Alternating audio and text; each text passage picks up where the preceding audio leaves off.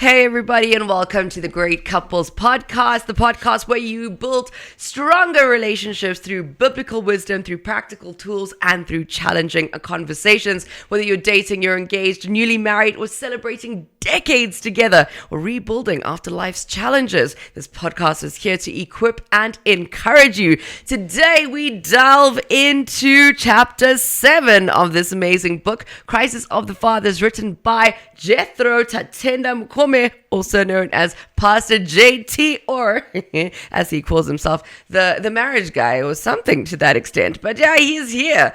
Now, today we are specifically surrounding ourselves with a rather controversial topic, and it comes from Ephesians 5:21 to 26 that commands women to submit to their husbands. But it also calls for men to love their wives just as Christ loved the church. And if you ask me, that's quite a task in itself. But now women of today take this word submit and they have an issue with it. And I really think that people don't understand the weight. You know, we're stuck on submit, but the weight that is placed on a man to love his wife as Christ loved the church. Remember, this man got nailed to a cross for his church, for his bride, for his people. Yay! Being a husband is a very difficult task. Now, to dive into this, the author of Crisis of the Fathers has always said, if you have a question about the book, go to the author. And that is a direct quote from him. So, Pastor Jethro, today. It's on. Hi, Nabeelah, how are you? I'm good. It's always great to have this time with you. And Same here. Yeah, just before we started rolling and what you're seeing now, there is behind the scenes that happens. And he said, hey, Nabeelah likes to ask me hard questions. And I'm like, today you have no idea what's in store for you. But let's start with an interesting one. Right. So I read another book. It's called Men Are From Mars and Women Are From Venus. Okay. Now, chapter 2 of this book speaks about man being Mr. Fix-It, right? So basically, I come home, I've been at work all day, and I have a headache. And I'm like, babe, I have such a bad headache. I had a horrible day. I don't even know what to do. And you're like, oh, paracetamol. Huh? I'm expecting you to say, honey, I'll run you a bath. Don't worry about cooking. I'm going to go get takeout. By the time you get back, light me candles, put rose petals in the bathtub. That's what I'm expecting. Not a paracetamol to fix the headache. Yes, I know I have a headache. And the bath is not practically going to help. But you're giving me what you perceive to be the answer. And a lot of men today don't understand that their wives don't understand that they don't understand what the wife wants. So how important is communication when it comes to this before we hit submission? Yeah, communication is key, but the experience that I have, through counseling, I've come to realize that people don't understand what communication really is. There's a dictionary definition of communication. So you ask people about communication, that's where they rush to. But communication is deeper than that. When you communicate, there has to be on the other end, there has to be somebody who's not just listening, but somebody who's hearing. The problem is people listen. People listen with intention to answer back. But when people hear, they don't hear with intention to answer back, but they hear with intention to act upon the communicated information. So when you talk about communication, it's a subject on its own that we need to teach people. So men tend to not be able to express what they require. And that's now going to lead us into the topic of submission, because why is that even important? We're not talking biblically. Now I'm talking to you as a human man. Yeah. Why is submission important? Because I've seen that it works. It works. So why? Why does it work? Every system has a hierarchy. Every system. Okay, you told me not to be biblical. I'm not going to be biblical, but God is a fact. Okay. So every system that was created by God is a hierarchy. There's order. Just like how He created every creature. Every creature has a head, and the head controls everything. So it also goes for institutions. Every institution has a head. So submission brings order. Submission brings order, because order comes from instructions. So there has to be somebody at the top who gives instruction out, and there have to be subordinates who act on the orders that are given. So if you take out submission, it means there are no orders that are going to be carried out. If you take out submission, you're basically removing the head. And if you remove the head, then there's no direction. I like that. But, sometimes the head, it's not so strong. So, I'd like to just bring you back into your book. I've got a direct quote for you. Yeah. Open quote. There is a popular school of thought, which I believe is true, that most men are womanizers. Close quote. Tell me about, how does this head become a head when he's a womanizer? I think we have to separate, office from character. There's the office of the head. Okay, the expectations that come with the office. Okay, then there's the individual, the character, who occupies the office. So the problem that we have is we've got a problem. It's like us ministers. Okay, you hear people say, pastors are like this, pastors. You see, they are failing to separate the office of the pastor from the man who's sitting in the office. Okay, there are things that come with the office, and you must also know that this person who sits in the office also has got his own problems. Okay, so we must separate the office from the occupant. Okay, the one who occupies the office. So it's unfortunate that when a father is a womanizer, people tend to demean the office of the father. Demean the man, but don't demean the office. Okay, you have issues with the man who is sitting in the office of the pastor, but respect the office. Let me tell you about an example in the Bible. Okay, the man Moses. The Bible tells us that he had married an Ethiopian woman, and his siblings criticized him. Okay, that was Miriam and Aaron, and God was not happy, so he called for a meeting. He said, Miriam and Aaron, I want you to come to a meeting, and he also called Moses. And then God said, why did you speak evil about my servant? I talked to Moses face to face. So why did you not respect his office? So this is the problem that we're having. We're having people who are failing to respect the office of the father because of the man who is sitting there. If he's a womanizer, let's deal with this challenge as a man. But let's respect the office that he sits in. I like that. So let's come back to the controversial word submit. What does that actually mean? Because is it physical submission, spiritual submission? What is it? Yeah, submission is not physical. If you are talking in terms of marriage, but if you are talking of the institutional setup, where we are talking of maybe a company, or you are talking about organizations like military organizations, there's also submission there. But that submission is forced submission. It's either you submit or you're out, or you face the consequences. But marriage does not work like that. This is why we're having challenges, because people are trying to enforce submission, which basically becomes physical. Marriage, remember, when we started these discussions, I told you that marriage is not a physical relationship; it's a spiritual relationship. So the entry point into marriage is spiritual. So if if we say it's spiritual, then everything that comes with marriage has to be spiritual.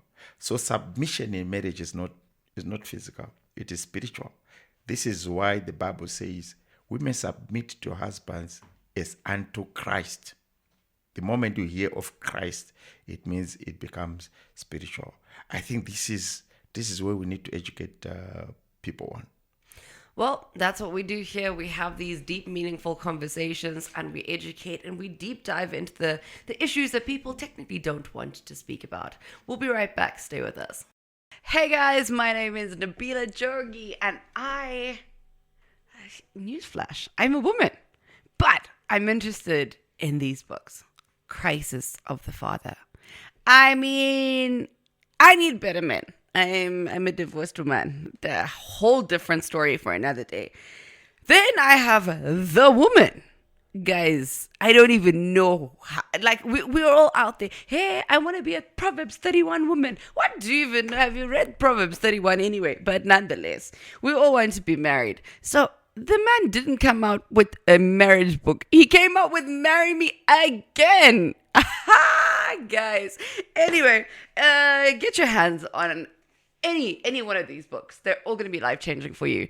They've changed my life. I'm sitting in this chair today and having a conversation with Jethro Mukome, the author of these books. Guys, make sure you get a copy. Please, there are 1,000 million trillion links of where to get your copy. Make sure that you get one, because I've got all three. Women, submit to your husbands as unto Christ. It all becomes spiritual, and that's where the conversation is taking us. These are tough issues that we're delving into. But since Pastor Jethro decided to take us there, let me take us to the other side.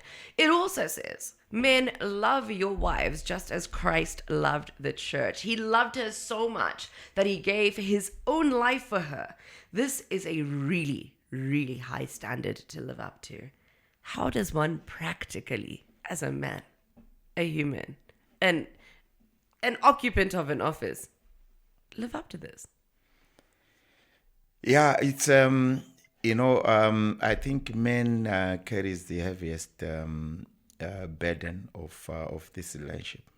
Okay, I believe submission is easier than the task that man was given to love. But remember, this the Bible does not state the kind of a woman that must love. It just says love, which means it's unconditional. So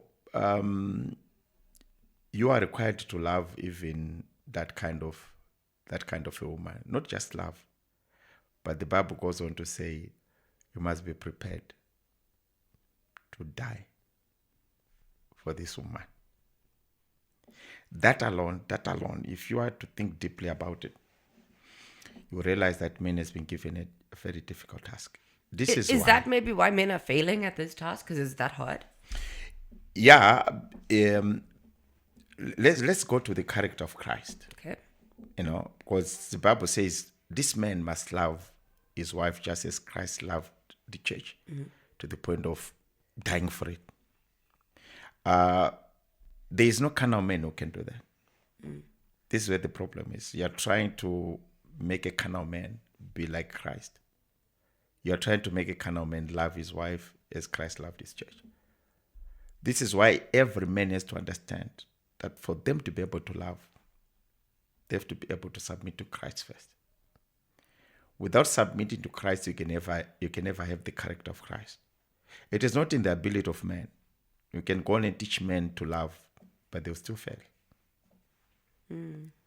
Until they give their lives over to Christ, so that Christ lives in them. Because it's a character of Christ. Love is a character of Christ. So this is why the Bible says, you men love your wives as Christ loved the church. The moment the Bible says as Christ, it means this man has no capacity to love unless Christ lives in them. Because this kind of love is only associated with with Christ. So you are pushing a kind of man to be like Christ. You are pushing a kind of man to sacrifice his life for for a woman. By nature, man is selfish. Okay. By nature, this is why we're having challenges with all these small houses that we're talking about off camera. That's a selfish nature. That's a man. If a man is going to be like Christ, if he's going to be able to love like Christ, it means Christ has to live inside him first. And what Christ does when he lives inside someone, he deals with these flaws. These flaws are associated with the kind of being. You can't have the love of Christ if you're selfish.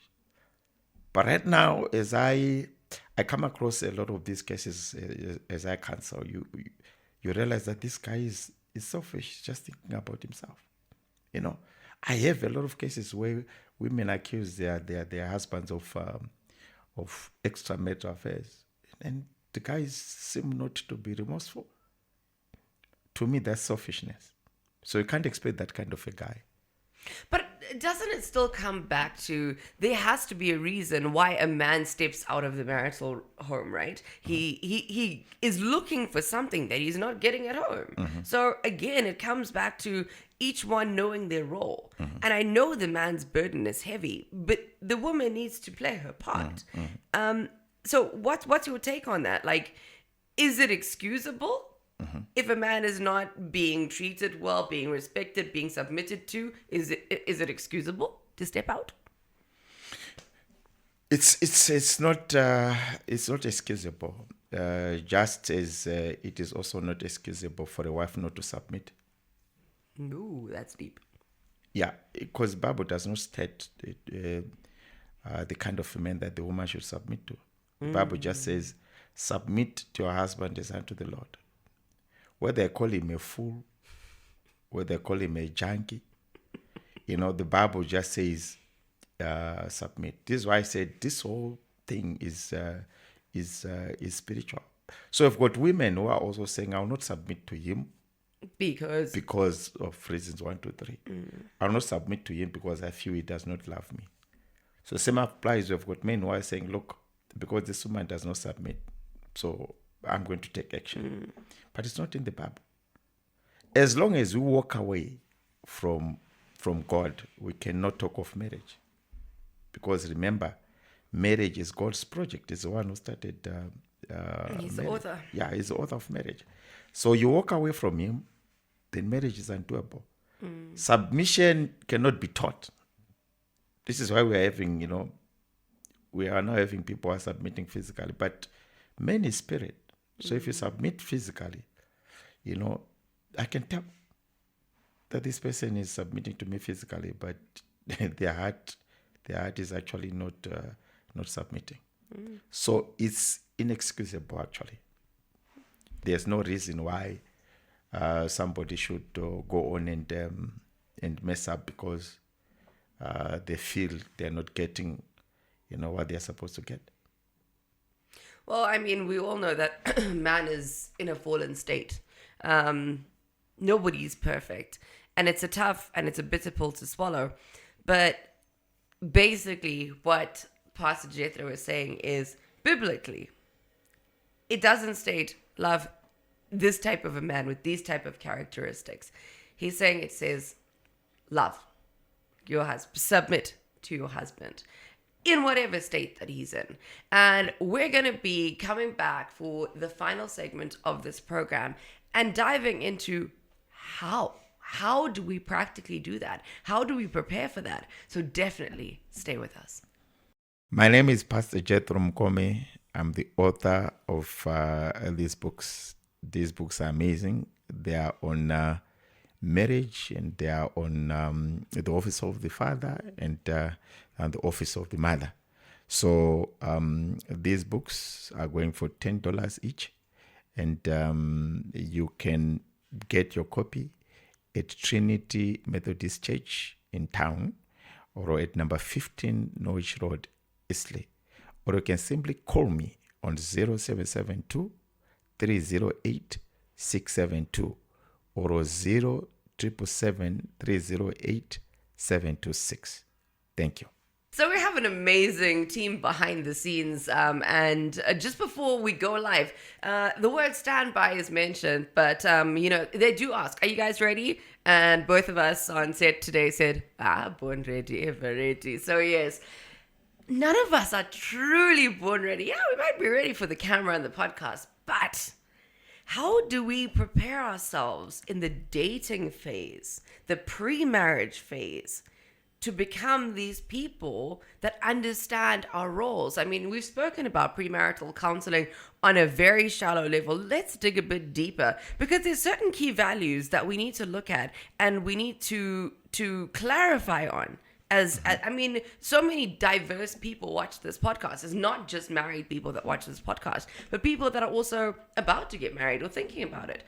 In the dating phase, what are some of the red flags, or what are some of the golden qualities to look out for and to run away from? There's an interesting passage of scripture. If you read Ephesians chapter 5, verse 21, I think, it says, first of all, it says submit one to another. And people don't understand that. It says submit one to another. Then after that, it says, you wives submit to your husbands. Mm-hmm. But 21 says submit one to another.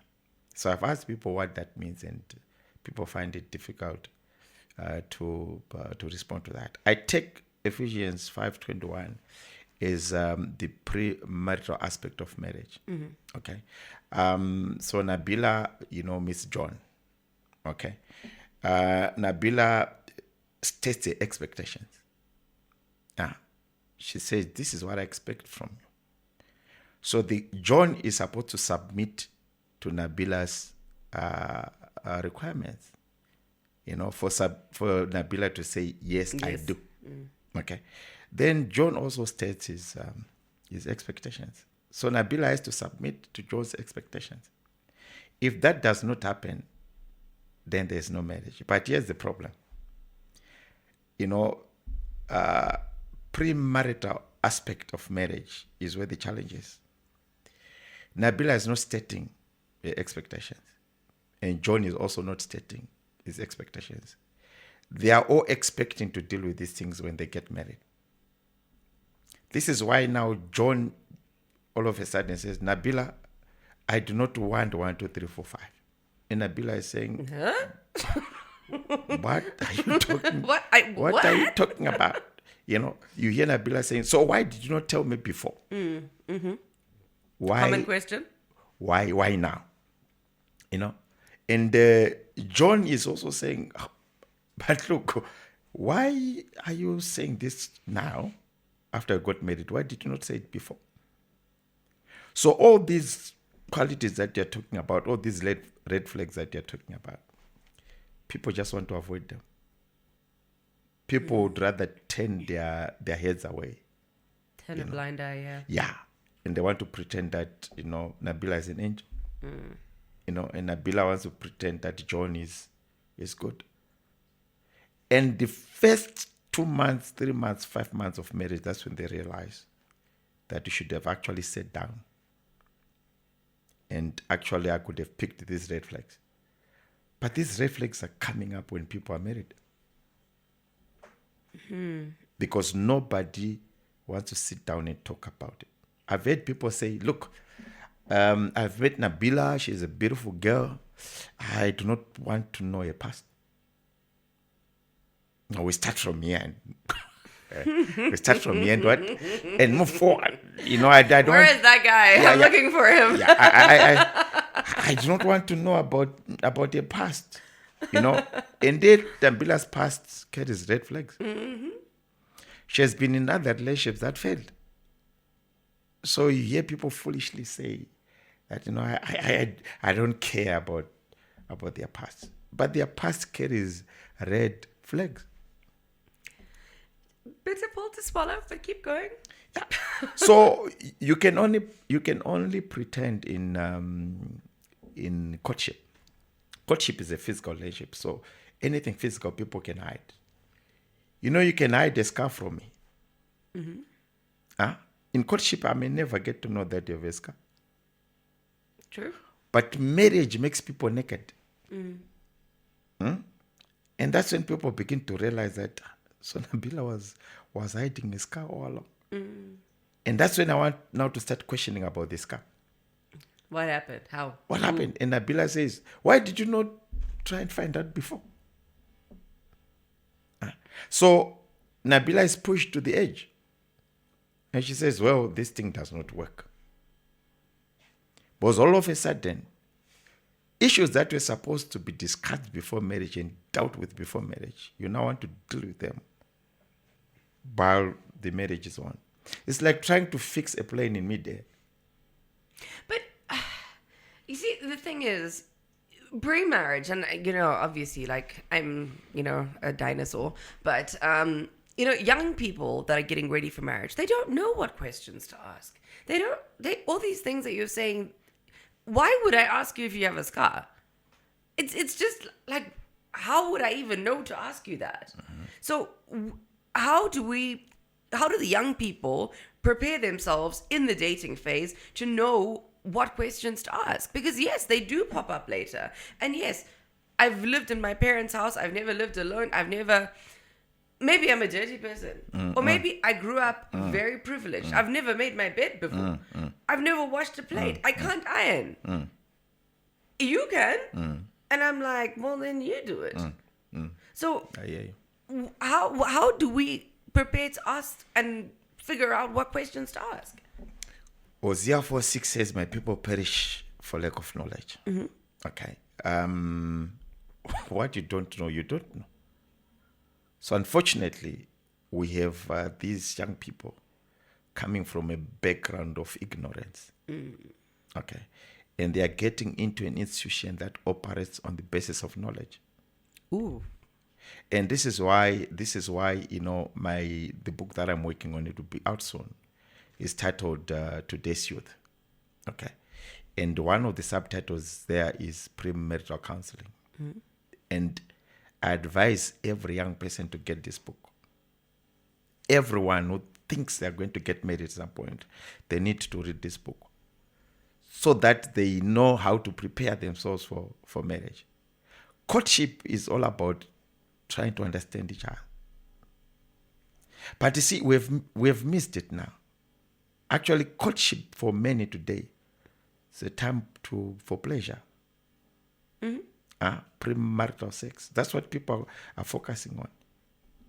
And they fail to realize that marriage is not about sex. It's Why do they say try before you buy? This is where the problem is, and this is what social media is. Yeah. Social media has become destructive. It has. Yeah, this is what this is the information that they're getting out there. And that courtship is a time to sit, to know who Nabeelah is. But that's not fun. Yeah, it's not fun because marriage is not fun if you don't prepare for it. Ooh. Marriage is fun when you are ready for it. Marriage is fun when you have done what is supposed to be done. An exam, why an exam, is exciting for somebody who is prepared for it. Because it's not hard. But for John, who was sleeping and spending most of his time playing, an exam is punishment. So right now, marriage is punishment for many people. I counsel a lot of people. It's prison. They are serving prison sentences. Some are serving 30 years. Some are serving 50 years. Some are liberated by death. The death of their spouse liberates them. But it's unfortunate that today we have condoned divorce. So, people have found an easier way to exit this prison. They just walk out. And the world claps hands at them because the world is in a mess. So everyone is celebrating the abnormal. So we have these young people who think pre-marriage stage, which is courtship, it's about sleeping together. So they're sleeping together on a daily basis. But when they get married, I've counseled couples who have not slept together in 2 years, 3 years. But before marriage, these guys were all over each other. And instead of them studying, they're busy playing, and the exam has come and they fail. So people are failing marriage. Wow. That's deep. And as much as you hate the subject, the teacher, the books, the exam will still come. You still need to write it. And that was one of the toughest conversations that I've had in my many years of being a media personality. Pastor Jethro, this could go on literally forever. But what today's conversation has reminded me of is that great marriages can exist with the correct foundations, and it's about choosing to honor each other in a way that reflects Christ, and it's about putting in the work. Healthy marriages flourish when the husbands lead with love and humility, and the wives respond with honor and encouragement. From the great couples, I thank you so much for being part of this conversation. They still go deeper. Stay with us for more. Like, subscribe, and make sure to tell a friend, to tell a friend, to tell a friend.